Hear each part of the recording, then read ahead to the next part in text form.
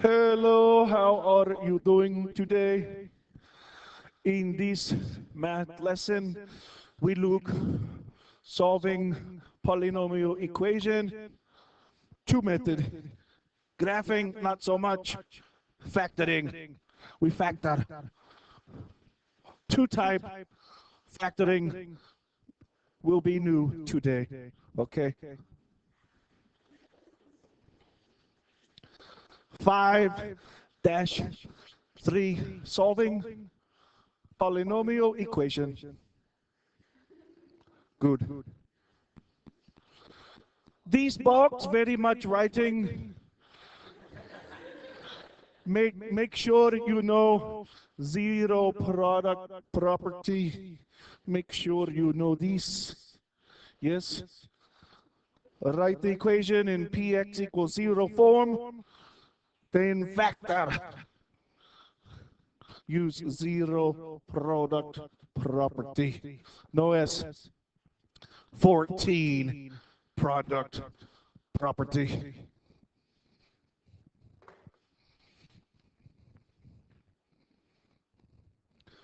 Look like they review factor theorem. If x minus or take away a is a factor, then a is a zero, a solution. Okay, fine.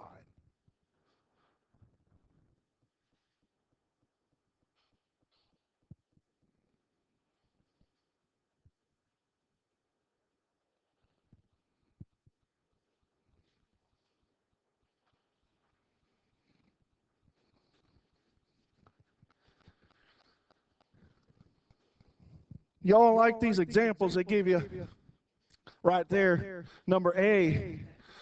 Looks like in number A, we got to remember that we got to get everything set equal to 0.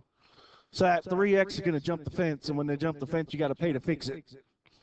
So when that 3x goes to the other side of the equation now, it's going to be 2x cubed minus 5x squared minus, it's a minus now, because it's got to pay the toll for fixing the fence. Minus 3x equals 0.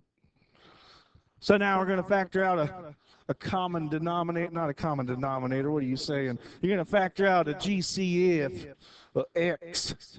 We'll factor out an x, that's going to leave 2x squared minus 5x minus 3 equals 0. Now we know one of our answers already. If you don't, well then you better go back to last week.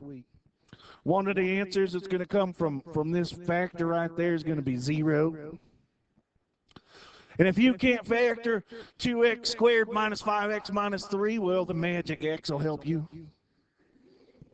The magic x is you take your a times your c, that's a times c. Some people call this the AC method, you know. It's a minus 6 up top, and in the bottom you put this minus 5. And you want 6's factors that are going to add up to minus 5, and they got to be different. So how about a plus 6, a minus 6, I said, and a plus 1. And we divide that by 2, and we divide that by 2. And negative 6 over 2 is negative 3 over 1. So that's going to factor into x minus 3 and 2x plus 1. And that x is hanging out front, like my neighbor on her porch. She makes some good biscuits. And quilts. She's a good quilter, too. So our answers, our solutions are going to be 0, 3, and you might think it's negative 1, but it's not. It's negative 1 divided by 2. And that's probably about all the more actions I could do for it. Yeah, that's good. But anyway, how do we feel about that first problem, okay? Feel mighty good? Okay. All right, now. With factoring, I don't mean to belittle or berate anybody who's struggling with factoring, but you really got to have factoring down, okay? We're going to see 2 new types of factoring this week. Part B, it's real similar to the last part. Part B, we're going to have 3x to the fourth. That's 6x squared. They got to pay to fix the fence. That's minus 6x cubed. I don't even know where I heard that, but I thought it was pretty cute. Makes sense. I could factor a 3x squared out of that, can't I? That's actually easier than the last one. So I factor out a 3x squared. That leaves x squared minus 2x plus 4 equals 0. Oh, no. It's the end of the world. We have something that doesn't factor. Oh, no. I know two of my answers. What are they? 0 and 0. And you might ask why I put them in the middle. You'll see in a minute. It kind of looks like a face, doesn't it? Like a scared face. Like, oh no, why are they in the middle? Oh, it's the end of the world. So this equation here, I know that 4 has no factors that add up to 2. And I hope you know that too. So it's not going to factor. That doesn't mean we can't solve it. It just means it doesn't factor. I'm looking at that and I'm thinking to myself, I know where the vertex of that is. The vertex of that is going to be at 1,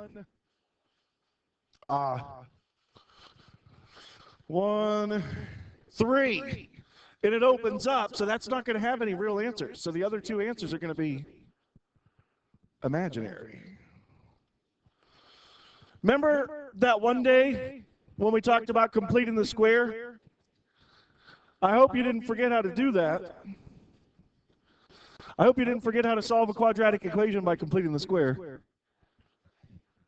If you did, well, you got all weekend long to go back and figure it out. I'm going to add the square of half the coefficient of the linear term to both sides.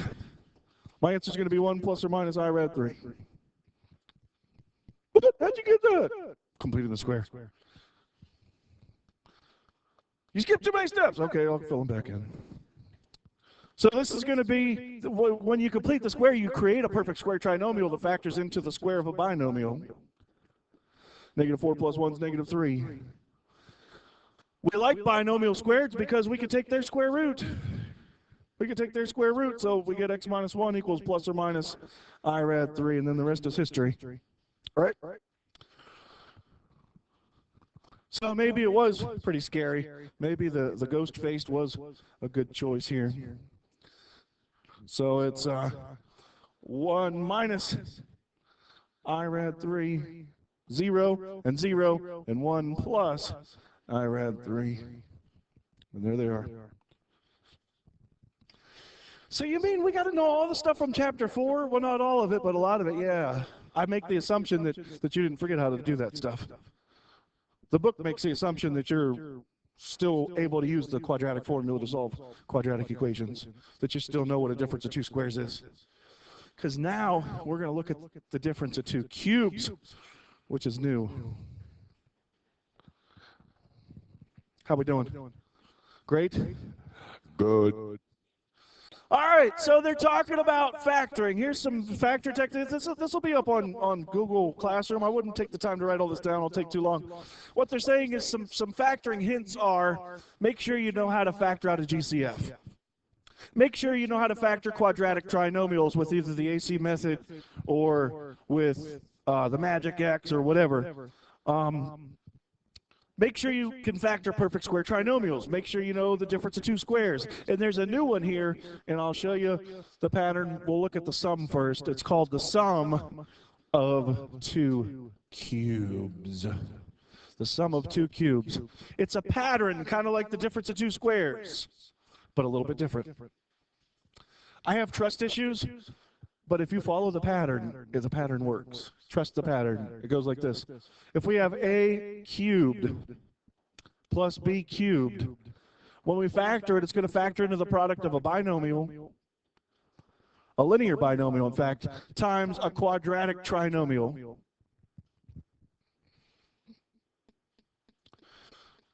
Similar to a difference of 2 squares, when we factor those, we got to take the square root. Well, with this, we're going to take the cube root. What's the cube root of a? Cubed. I should have said. What's the cube root of a cubed? A. And that's what's going to go right there. That's what's going to go right there. Same idea, we take the cubed root of b cubed, and that's what's going to go right there. So that's going to be a b. So far, so good? Cool beans.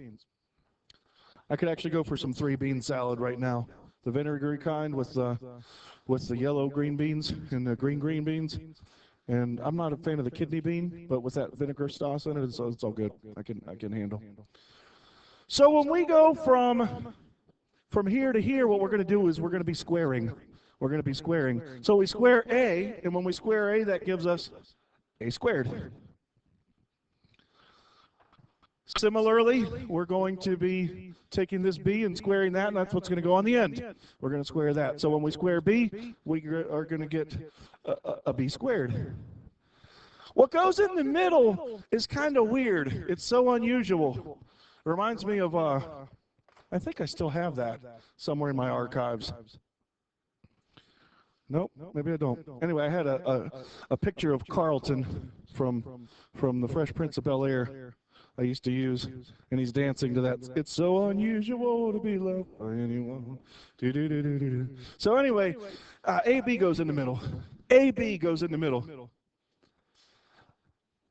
In the signs, when we see the difference of two cubes, it's virtually identical to the sum of two cubes. The only difference is the SIGN signs. It's the sum of two cubes. The signs go like this. They go plus, minus, plus. Plus, minus, plus. What I need to point out and make as clear as mud is that this quadratic trinomial, it looks an awful lot like a perfect square trinomial, doesn't it? It's not, though. The middle term's not right. It doesn't factor. It never will factor. So don't try factoring it. Don't waste your time. It's not a semicolon. It will not factor. So what I'm trying to tell you is when you solve an equation that's got one of those in it, you're going to have to bust out the quadratic formula or completing the square to figure that out. So there's this thing that's similar. It's called the difference. The difference of two cubes. And it's virtually identical to the sum of two cubes. The only difference is the signs. It goes a cubed minus b cubed equals a binomial, a trinomial. A, B, A squared, AB, B squared. The only difference is the signs. That's the only difference.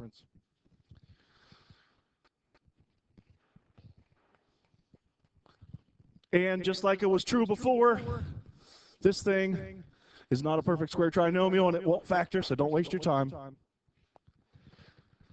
The signs on this difference of two cubes goes like this: minus, plus, plus. That's it.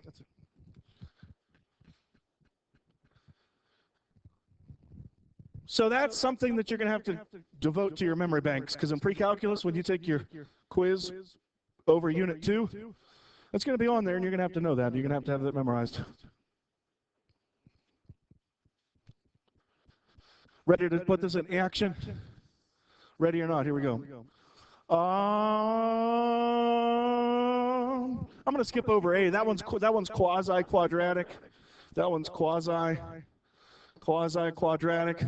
Well, maybe we'll take a quick look at it. Quasi-quadratic. X to the fourth minus 3x squared minus 4 equals 0. It's kind of quadratic. We know 4's factors that add up to 3 are 4 and 1, and a minus and a plus. But instead of having x's, what are we going to have? X squareds. We're going to have x squareds. We're going to have x squareds. Okay. Now, here's usually the spot in Algebra 2A where students start to think, dude, I thought you were going fast before. Now you're really flying. Why are you going so fast through all this material?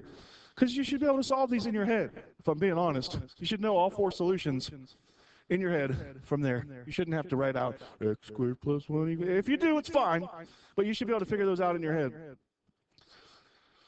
This one is going to give us 2 answers. What are they? 2 and negative 2. I know what this gives us, and I'll bet I does too.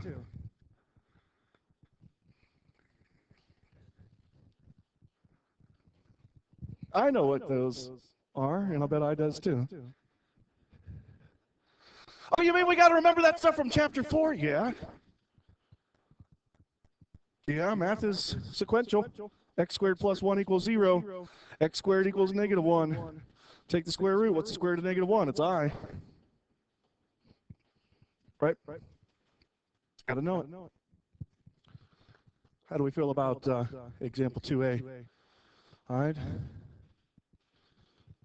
I really dig chapter 5. It's my second favorite chapter of Algebra 2. Oh man, number B. This is awesome. X cubed equals 1. I wish I had a doll hair for every time somebody said the answer is 1. And then they stopped right there. They're right, the answer is 1. One of them. But how many answers does this have? 3. Quadratic equations have 2 answers. Cubic equations have 3 answers.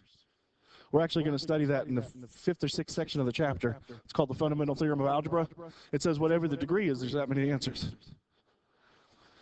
So how on earth can we find the other 2? Teach me how to factor. Teach me how to factor. When you factor, you got to get everything set equal to what? Equal to 0. So that 1, it's going to have to pay the toll and go to the other side of the fence. Oh, this is what we just went over like 69 seconds ago. What was it? It was, what was that one thing? That one thing. This, right? So we're going to have an x and a 1. X squared is x squared. 1 times x is x. 1 squared is 1. And what are our signs going to look like here? Minus, plus, plus. So take your pick. Complete the square or the quadratic formula.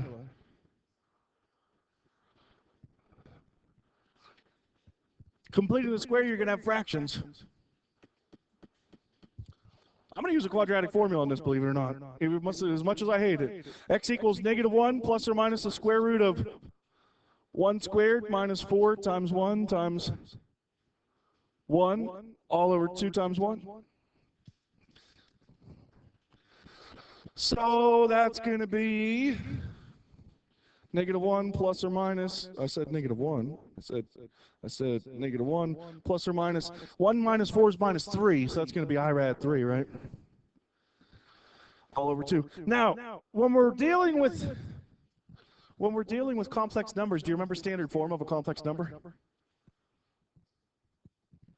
A plus bi? Technically, we should put that in the right form. So we should put that in a plus bi form. So what that's going to look like then is going to be negative 1/2 minus rad 3/2 with an I on the side. And negative 1/2 plus rad 3/2 with an I on the side. Oh man, I missed the good old days when we were studying the quadratic formula and just algebra 2 and quadratics. Now we got these cubic things. Oh, geez. Is it going to get any harder than this? Depends if you can divide or not.